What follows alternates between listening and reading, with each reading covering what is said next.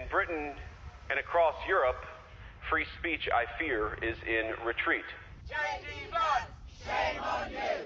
J.D. Vance, shame on you! If he was worried free speech was in demise, the American Vice President J.D. Vance will have been pleased, no doubt, to see it exercised so full-throatedly just one village over from his Cotswolds retreat.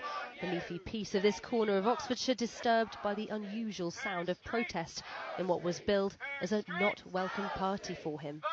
If we weren't here, it would be as if we were complicit with him and his politics. And yeah, sure, come on holiday after everything he said about the UK.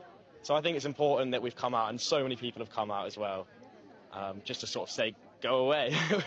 He and Trump were disgraceful when they were bullying Zelensky. Absolutely disgraceful. I was in tears watching it. It was nothing but bullying. And I hate bullies. This is a private holiday, but rarely do Vance family trips pass without a rumbling of discontent. This was a scene in Waitsfield. In March, he was greeted by hundreds of protesters on a ski trip in Vermont, and his wife Usha Vance's tour of Greenland, which President Trump threatened to annex, was cancelled because it was reported nobody wanted to meet her.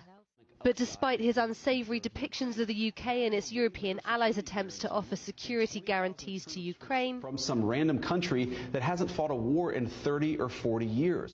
The government has oiled the wheels of his visit, hosting him in the Grace and Favour mansion Chevening, with old insults forgotten, baits primed and jokes shared in a carp fishing session with the Foreign Secretary. We've gone fishing in the lake outside, and unfortunately the one strain on the special relationship is that all of my kids caught a fish, but the Foreign Secretary did not. I'm sorry. He and his considerable entourage are now based out of a private property in the same Oxfordshire village that's home to a former Prime Minister and where other locals aren't too flustered.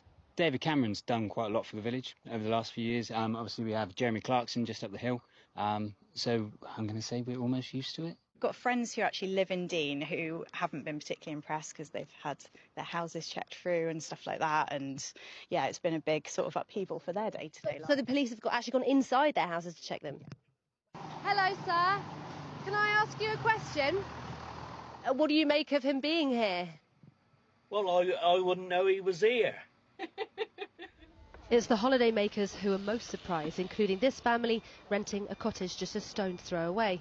We only realised when we arrived and the road was closed and the police were doing lots of checks and stuff, so we were a bit worried about why they were doing all the checks, to be honest, because we were completely oblivious. Other than it sounding like an episode of The Diplomat, it doesn't make any odds to me.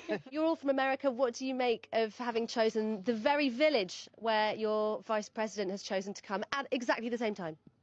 Incredible odds. That's all I'll say. It's very interesting. I'm not a fan of the administration, so that's why I have mixed feelings. As this van with a meme of J.D. Vance's face on it toured the Cotswolds this afternoon, the Vice President sat down with the opposition, just not its leader, hosting the Shadow Justice Secretary Robert Jenrick in perhaps the latest wing clipping of Kemi Badenoch. There was a diary clash, hers and Vance's team said. Vance will also meet Reform UK leader Nigel Farage tomorrow. The clamouring for the ear of American power, a precursor to Trump's state visit in September.